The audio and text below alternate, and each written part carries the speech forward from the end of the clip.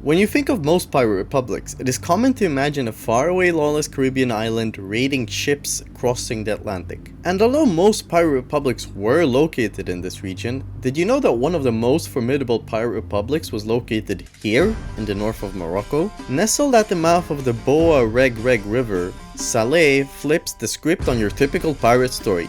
Forget the Caribbean, this place offers a whole different vibe on the high seas.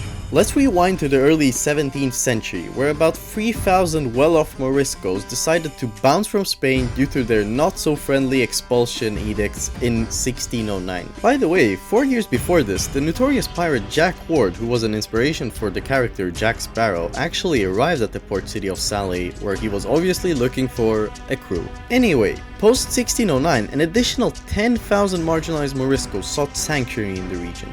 The ensuing cultural and linguistic interplay between the newcomers and the indigenous Salatin population prompted the establishment of new residences in Rabat's historic Medina on the opposite bank of the river. As piracy took hold in Salé and the Moors from Spain rolling in with their newfound wealth, they began snagging ships left and right. They had an especial liking for Spanish vessels, generously sharing 10% of their loot with the local Sadians. Shortly after this, in 1614, Ibrahim Vargas became the inaugural governor of the Republic of Salé, a renowned pirate who, through piracy and trade with Spain and Mediterranean neighbors, enriched the old Medina of Rabat. During his rule, the influence of Salé's pirates extended far beyond the western bank, reaching into the vast expanses of the Mediterranean and the Atlantic Ocean. By 1624, the spotlight shifted to Jan Janson, a Dutchman who later assumed the name Murad Reis upon leaving his Dutch family. Murad Reis would take on the role of Grand Admiral in the Pirate Republic of Salé.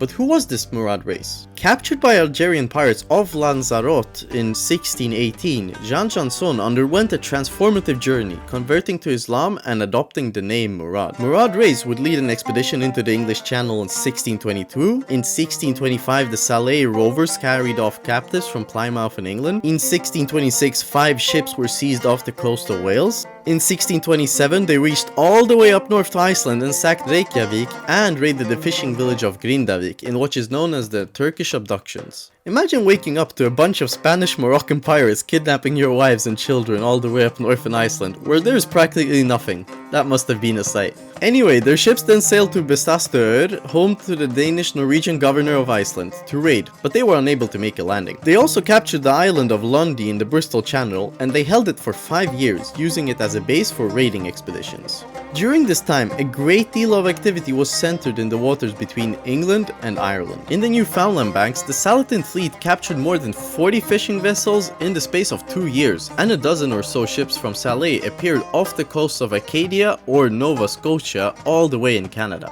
Now, you can imagine how annoyed the local colonial powers were getting at Murad and his so-called pirate republic, but things were about to get even more spicy in the region. In April 1627, the Moriscos expelled the Spanish governor, establishing a quasi-independent republic.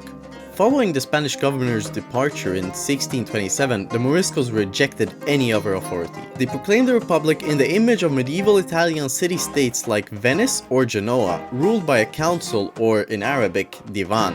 Fun fact, divan also means couch in Russian. A divan is a sort of government or cabinet formed by 12 or 14 notable members who are usually elected once a year during the month of May. However, as soon as independence was declared, issues started to appear. In the early years of the Republic, between 1627 and 1630, the Divan was controlled by only the Moriscos, whose grip on power was resented by the growing population of Andalusians. After bloody clashes in 1630, an agreement was reached. A new Diwan would be formed of 16 members, of whom 8 were Andalusians and 8 Moriscos.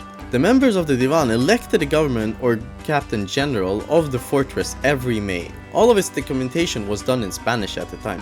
However, the Moriscos did not plan on keeping this power balance, and they immediately began planning on how to take control away from the Andalusians by handing the city over back to the Spanish king. While all this was going on at home, Murad Reis led the sack of Baltimore in Ireland in 1631, seizing little property but taking 108 captives whom he sold as slaves in North Africa. Back to Salé, the Moriscos finally sent the letter to the Spanish king, and in it they proposed, because of the great love they had for Spain since they had longed for it since they left, to hand over the city with the following conditions.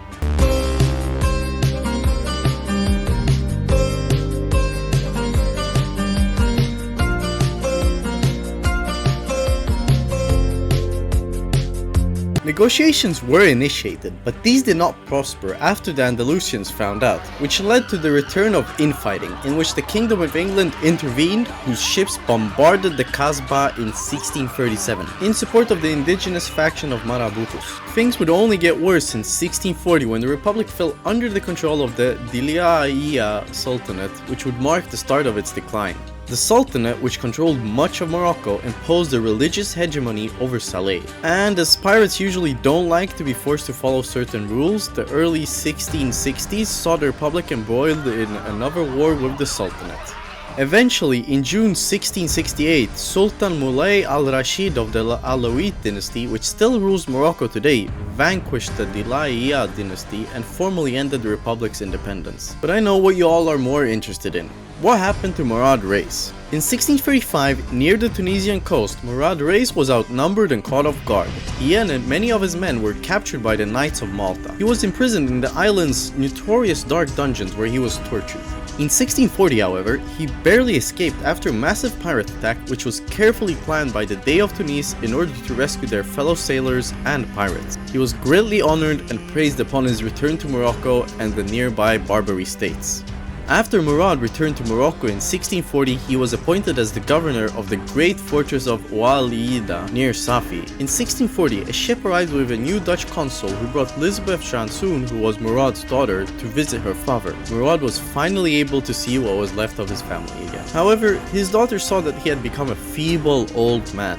Lisbeth stayed with her father until August 1641 when she returned to Holland. Little is known of Murad Reis thereafter. He likely retired at last from both public life and piracy. The date of his death remains unknown. Good night!